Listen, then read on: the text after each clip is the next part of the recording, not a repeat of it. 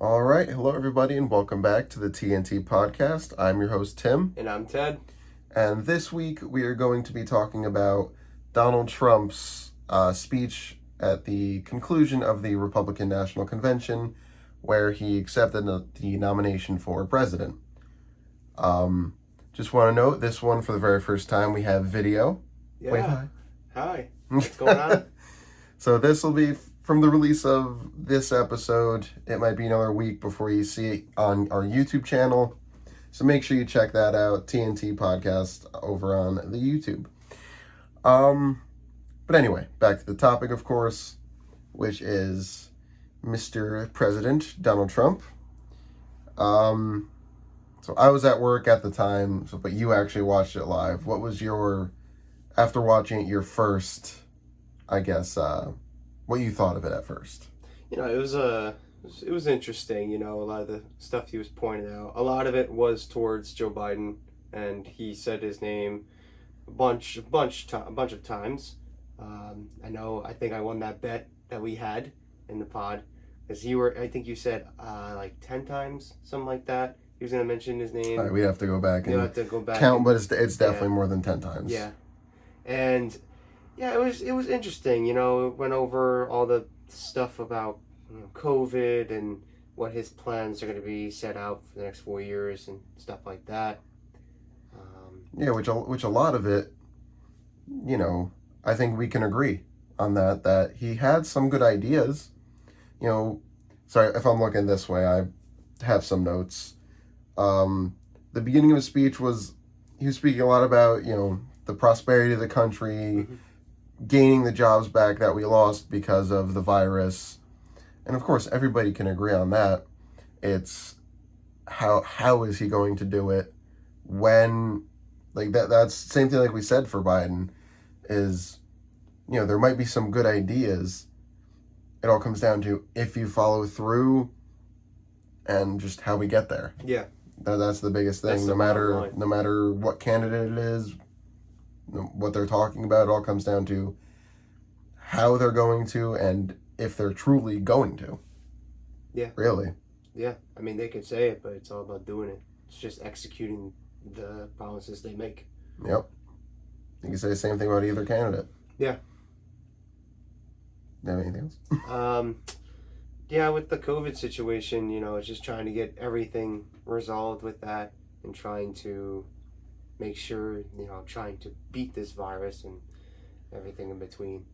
Yeah, he talked a lot about the virus around like the middle of his speech. Mm-hmm. He kept calling it the China virus, of course. Yep. Yes, he did. Said that a couple times. But one thing I'll note, which is the first thing that I noticed, was it looks like there's no pandemic. Yes, that's the first thing I saw when the speech began with Ivanka. When I saw Ivanka walk out and barely anybody had masks on, and there was like no social distancing. It was just all like very. It was a big crowd, tight knit crowd. That. Yep. I think it was a couple of thousand people. It was a lot of people. Yeah, it was right on the lawn of the White House, which I don't think we've ever seen that before. Yeah. A campaign event at our house, basically. Yeah. It's known as the People's House, of course. Yeah. That's a first. I don't think I've seen anything like that either. So yeah, that was one of the things that jumped out to me. I was like, okay, there was like maybe like 3 people I saw on TV. I would say I counted a little bit. I counted 5, but obviously they're not focusing on the audience. So I'm sure there was more. Yeah. But I'd say 90% of people weren't wearing masks. I was kind of quite surprised by that because of how tight knit everybody was. So I'm assuming like I would have expected like maybe like half of them wearing masks, because like sometimes it's always like 50-50 type thing, but I don't know. I was just very surprised by how they just like barely any of them had masks on to begin with. I wasn't really surprised, honestly. Especially him and his family. I didn't think they were going to. I didn't know they were going to have this big crowd at the White House, though. That I didn't know. Neither did I. But another thing he talked about with the virus is he says there will be a vaccine by the end of the year or sooner. Yeah, you never know. The timing. The timing is very interesting, as we talked about that previously. It's the timing of this is very interesting as comes around election time.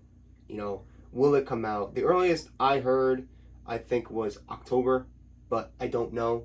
The thing is, you just never know with stuff like this because it's so unpredictable. But the earliest I heard was October, possibly November, but if any case, it would come out early 2021. Yeah. Which it all comes down to, because there's so many different companies making them, is if they, go through their trials, and if they get the okay from the FDA, and then it's making 300 million plus doses. Yeah. Now, the question that I have for whoever's going to be in office is, are you going to mandate it for everybody? Like force everybody to get it? Because the thing is a lot of people our age aren't really for it, because we have most of us that are our age have good immune systems. So it's like, for us, it's like, well, we're young, our immune systems run really good, so would it be good for us? I don't know. But for someone that's older and has medical problems, yeah. But it's just for us that are our age, I don't know. Well, it's not only so we don't get sick, it's just so it doesn't spread as well. That's another big point of it. That's true. But anyway, back to the topic. Well, but it still relates to it, because just so, is that going to be another thing that both him and Biden are going to do? That's a big thing. Are they going to mandate it? Are they not? Is it going to be state mandated, or what is it going to be on a state level where they have to do it? It just all depends on what they decide to do. Yeah.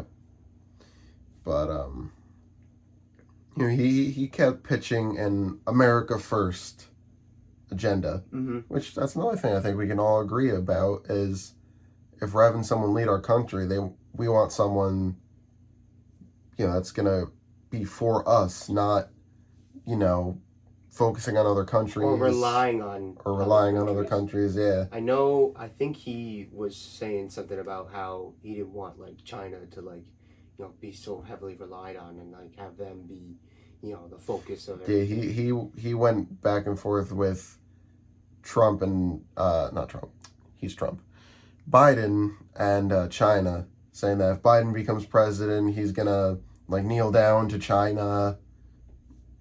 And he literally said, I have it here where I put, China will own our country if Biden gets elected. That's something direct quote. It's a hot take.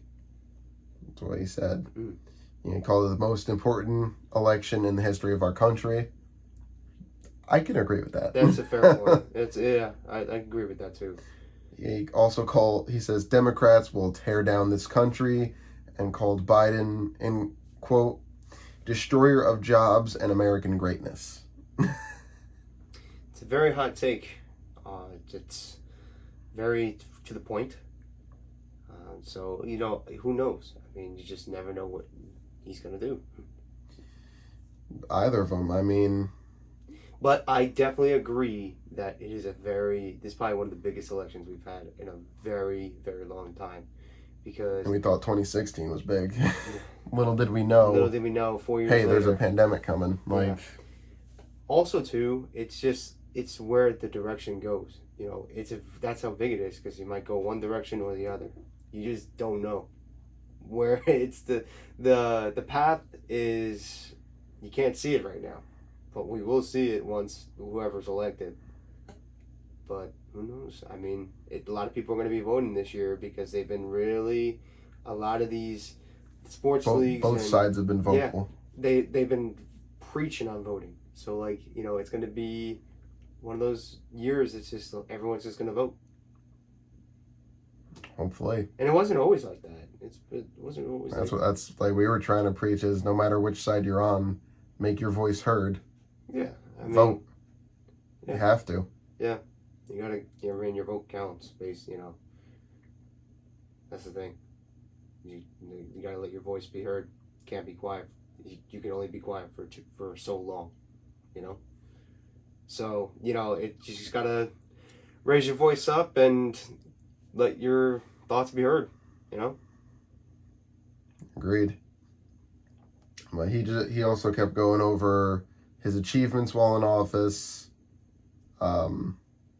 One thing was the United States recognized Israel's true capital, which is Jerusalem, and that they made a new embassy. Instead of just building one, they used an existing building. He said it cost around $500,000, which that part was one of the things. I don't know if that was true, because I remember hearing something that it was millions.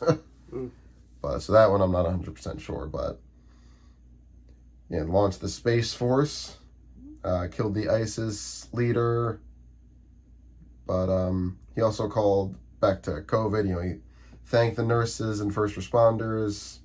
Also said we have the most advanced testing system in the world and most tests in the world, as well as the lowest case fatality rate.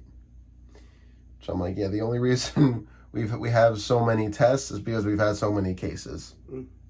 We have over 5 million now or something like I got a notification before it's over 6. Wow. Okay. Over 6 million total cases. Okay. Dang. Yep. Crazy. So yeah, I mean, wow, that's a hefty number. 6 million, that's a lot. That's leading. No matter what, America is always number one. Oh my goodness. Oh man. But yeah, he also said we gained 9 million jobs over the last 3 months. I wouldn't put it as gained. I would just say recovered. Recovered maybe. Yeah. Because we lost, what was it, like 20-something million jobs? Maybe more than that, dude. It was like so many people were out of work. Like, it was ridiculous. Like, I think the highest the unemployment was like 12%. It was something in the double digits. It was ridiculous. Because so many people worked at these places. Think about it. Look how many people work in malls, work at gyms, work at non-essential retail. And obviously, of course, you got your essentials and stuff like that. That's me. Yep. And it's just working in those crowded areas. It's so hard to even get your job back because of the whole social distancing measures and everything like that. Which brings us to the point that, like, obviously, in New Jersey, sorry, a little off topic here, that New Jersey's finally opening indoor dining as well as gyms. 25% capacity though. But still, masks, it's a start. It's a start. Yeah, gym actually opens tomorrow. Are you excited? Oh, I already booked it. Oh my god. Of course. Just been trying to stay in shape by just running, all throughout that time. So it's just any way to really just keep in shape during this time was tough, but just gotta have the motivation, which was very lacking because obviously when you're home all the time, it's just like, do I really want to do this? Something like that. But anyway, back to your notes. I mean, that was really it. I was really only putting down some of the more important points because, yeah, he did, like you said, he mentioned Biden by name probably like 20 times, yeah, give or take. Could be even more than that. But that's the thing. That's the difference. Like, between the two speeches was that he mentioned Biden's name like crazy, and Biden mentioned him like 3, like not by name, but like never said his name, but he said like the current president, the occupant in the White House, and even then it might have been 3 or 4 times if you count that. Mm-hmm. But yeah, whereas Trump, it was a lot. Yeah, he was, and his speech was long too. For anyone that hasn't seen the speech for Trump is like 70 minutes. Yeah, I think it was like, or maybe like hour 14, something like that. Yeah, it's a long one. Biden's was about 23 minutes, about that, 20, between like 20 I think it's like 24 or something like that. So, a big difference, almost like an hour's difference, hour's worth of a difference. was big part of Trump's was just going over his accomplishments in office. That took up a big part of it. Mm-hmm.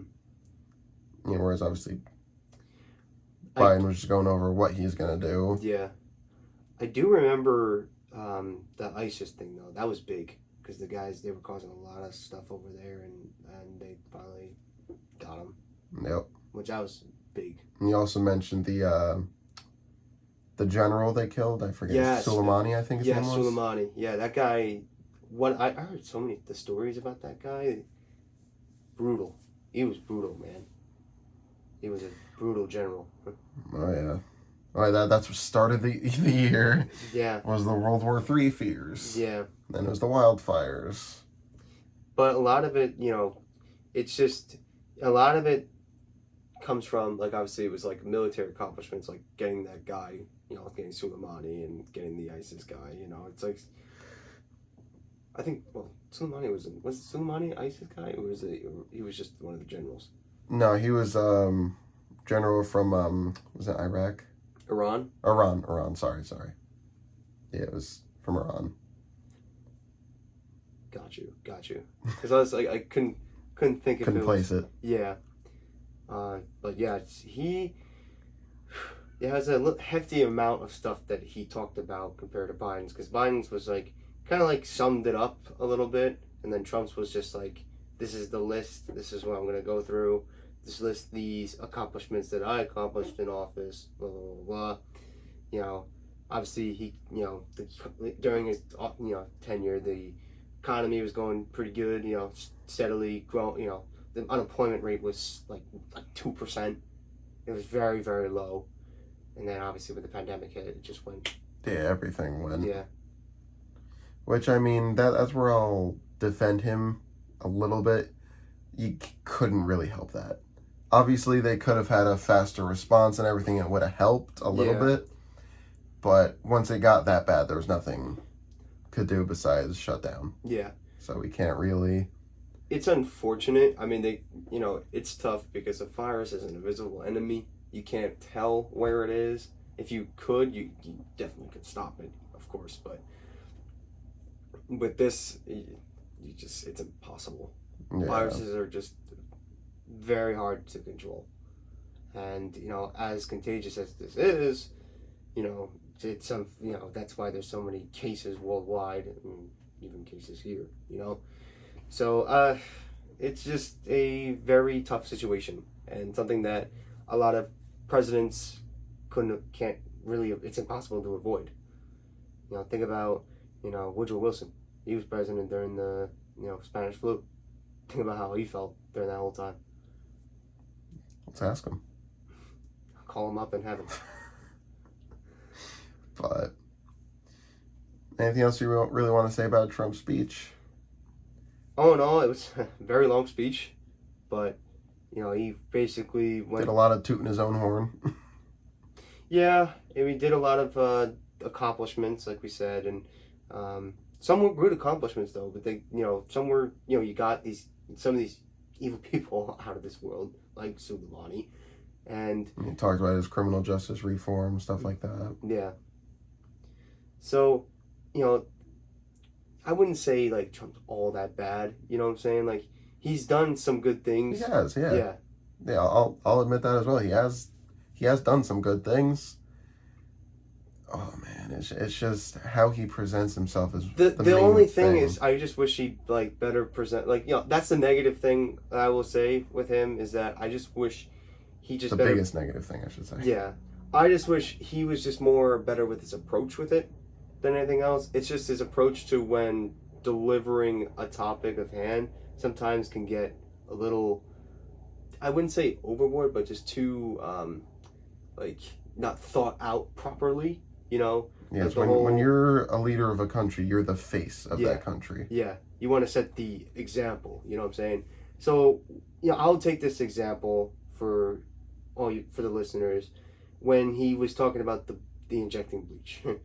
Yeah, like come on. Listen, like I get it was just trying to be a little. I don't know if it was just for a joke or something like that, because he has that. He looked kind of serious when he said it. I know, but that's what I'm saying is, you know, yes, I know Trump's got that. And he looked at one of his scientists, and Dr. she was Birx. Dr. Birx was like, "Oh man, oh man, what do I do?" I'm like, what do I do in this situation? Yeah. So there are some things that I just wish he was better with approaching wise. Well, also we got to mention our great old social media pal, Twitter. Yeah. Twitter. Yeah, that's the thing though too, is that I would think for presidents and stuff like that. Like I would think like, okay, some people would just have like their their people that their PR staff to like control the Twitter. You know what I'm saying? Because I think that's what probably Obama did, and I'm sure like what most did since the inception of it. Yeah, but he he expresses a lot of his thoughts on there, which is yes, it's like it's 50-50. It's good, but it's also bad. Because if you say something or do something, you retweet Like, or you tweet, it's going to backfire on you. Say Obama did that when he was president, or now Biden, say he gets elected, but they do it not in a, we'll say, talking crap kind of way. Mm-hmm. That could be good. But whereas just calling people names, calling people out, stuff like that, the stuff he does on Twitter, it's not the best. It's like I said, it's the approach to things that if he does get reelected, that's good. That's one thing that you should focus on is the approach. Like, yes, he has some good ideas. He does have good ideas. It's just a matter of approaching the ideas and talking about the ideas. Agreed. Definitely agreed. Yeah, I don't disagree with everything. I mean, most, but not everything that he's done or wants to do or plans to do. But I don't just the way he leads. I can't support the man. I respect him. I just want somebody that can, could be him. Maybe he can realize some things, but I know. Don't think that's gonna happen. I know it's a stretch. It's a stretch, but I would just like to have somebody, and I'm not saying Biden here because I don't favor any party, but I just want to have somebody that takes pride and is a strong leader and like just has balls of steel, I guess you could say. Very just to the point. Very very strong. Strong mentally and just knows what to do in situations that present themselves. Yeah, so all right, well, that'll be it about Trump's speech. Yeah, it was something. Yeah. So we'll continue with our election coverage. Next up will most likely be the debates, which we are looking forward to, because this is going to be one of the most interesting and probably one of the most watched debates in a very long time. And we're a week late to this. We just didn't want to have two election episodes right after each other. Yeah, we just didn't want to wanted to split it up a little bit. We just didn't want to overlap it, so it would just be like one on top of the other. We wanted to kind of space it out a little bit. Yeah. Think of our thoughts and then deliver it to you guys.